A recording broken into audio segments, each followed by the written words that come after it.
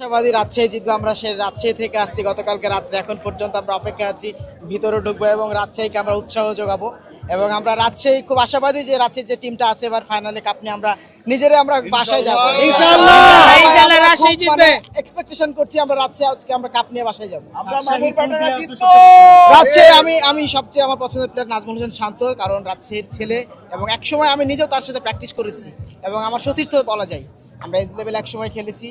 তো যাই হোক, আমি শান্তর পক্ষ নিয়ে আমি ইনশাআল্লাহ মুশফিকের পক্ষে আমরা মুশফিক শান্ত। আর একজন লিজেন্ড ক্রিকেটার মুশফিক আছে, কেন উইলিয়ামসনের মতো প্লেয়ার আছে, জেমিন নিশাম আছে এবং আমি খুবই আশাবাদী। হোপফুলি আমরা সবাই আমরা আজকে রাজশাহীর জন্য আমরা গর্জে উঠবো আরো একবার। ইনশাআল্লাহ ইনশাআল্লাহ বলতে চাই যে না অবশ্যই মিস করি, কারণ ও এখন দুর্দান্ত ফর্মে আছে। টুর্নামেন্ট আপনারা দেখে থাকেন, শুরু থেকে দারুণ ছন্দে আছে। ওর মতো একটা ব্যাটসম্যান নিঃসন্দেহে বাংলাদেশের খুব টপ ক্লাস ব্যাটসম্যান, ওকে আমরা অনেক মিস করব। এটা আমি এ বিষয়ে আমার আসলে মন্তব্য করা যদিও ঠিক না, তারপর আমি মনে করি ব্যক্তিগত বাংলাদেশ রাইট ট্র্যাকে আছে এবং আগে দেশ আগে প্লেয়ার, তাদের নিরাপত্তা। আমরা ইন্ডিয়ার পক্ষে কখনোই না, আমরা ইন্ডিয়া বিরোধী।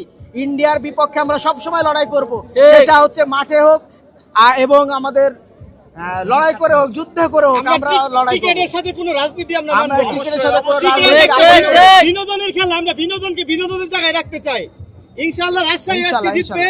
মুশফিক ভাই তার তৃতীয় শিরোপা আজকে তুলবে। মুশফিক ভাই গত 2 বছর আমি মুশফিকের একজন ডাই হার্ট ফ্যান। গত 2 বছর আমি ফাইনাল খেলা দেখেছি, সে ফরচুন বরিশালের হয়ে ব্যাক টু ব্যাক শিরোপা জিতেছিল। সেই অভিজ্ঞতা কাজে লাগিয়ে আমার সাথে আমার রাজশাহীর ভাইরা আছে, আমরা আশা করি রাজশাহীকে মুশফিক ভাই তার অভিজ্ঞতা কাজে লাগিয়ে আজকে শিরোপা উপহার দিবে। রাজশাহী জয় হবে ইনশাআল্লাহ। জয় হবে।